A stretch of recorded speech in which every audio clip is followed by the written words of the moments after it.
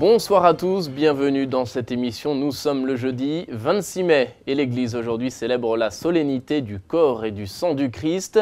C'est aussi ce que l'on appelle couramment la fête Dieu. À cette occasion, le pape a célébré la messe en fin de journée sur le parvis de la cathédrale de Rome devant la basilique Saint-Jean-de-Latran. La célébration s'est poursuivie ensuite avec la traditionnelle procession jusqu'à la basilique Sainte-Marie-Majeure.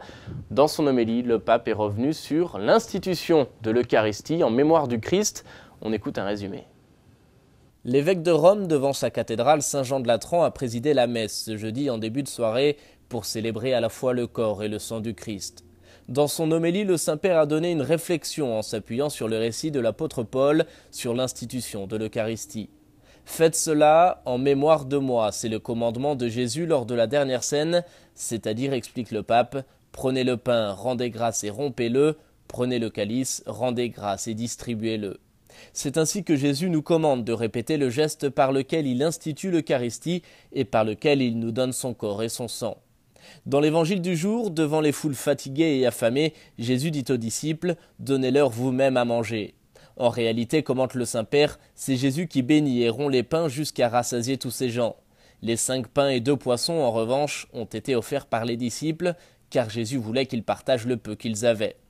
Ensuite, il y a un autre geste, les morceaux de pain rompus par les mains saintes et vénérables du Seigneur passent dans les mains pauvres des disciples qui les distribuent à la foule. Et c'est cela, faire avec Jésus, c'est donner à manger avec lui. Toutefois, il faut toujours passer par ces 2 petits gestes. D'abord, offrir le peu de pain et de poisson que nous avons. Ensuite, recevoir le pain rompu des mains de Jésus et le distribuer à tous. Rompre, c'est l'autre parole qui explique le sens du « faites cela en mémoire de moi ». Jésus s'est rompu, il se rompt pour nous. Il nous demande de nous donner, de nous rompre pour les autres.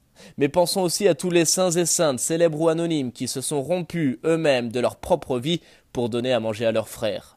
Que de mamans, que de papas, avec le pain quotidien coupé sur la table de la maison, ont rompu leur cœur pour faire grandir leurs enfants et les faire bien grandir. Que de chrétiens, comme citoyens responsables, ont rompu leur propre vie pour défendre la dignité de tous, spécialement des plus pauvres et des exclus.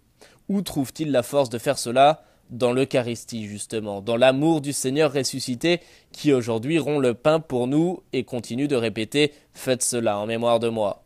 Puisse aussi le geste de la procession eucharistique que nous accomplirons ce soir répondre à ce mandat de Jésus, un geste pour faire mémoire de lui, un geste pour donner à manger à la foule d'aujourd'hui. L'Église salue aujourd'hui la mémoire du cardinal Capovilla, décédé ce jeudi à l'âge de 100 ans. Le prélat avait notamment servi comme secrétaire particulier du pape Jean XXIII. Il avait été créé cardinal en 2014 par le pape François. Dès demain, vendredi et jusqu'à dimanche, des milliers de diacres venus d'un peu partout sont attendus à Rome pour célébrer leur jubilé proposé par le pape François. Le souverain pontife célébrera une messe à cette occasion dimanche sur la place Saint-Pierre. Un événement spirituel et fraternel sur lequel nous reviendrons évidemment la semaine prochaine aux Échos du Vatican. Vous le savez, probablement, notre production à Ciel et Lumière s'est agrandie en 2015 avec la création d'un nouveau département italien. À sa tête, notre collègue Matteo Cioffi qui lance dès demain sa nouvelle émission Perspective hebdomadaire.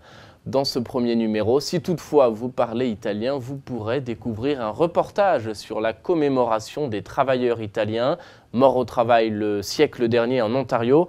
C'est un reportage à suivre demain sur notre antenne à 16h30 et vous pourrez donc retrouver Matteo chaque vendredi à la même heure. C'est la fin de cette émission. Merci de l'avoir suivi et merci aussi de votre fidélité. Je vous souhaite à tous une très belle fin de soirée et à bientôt.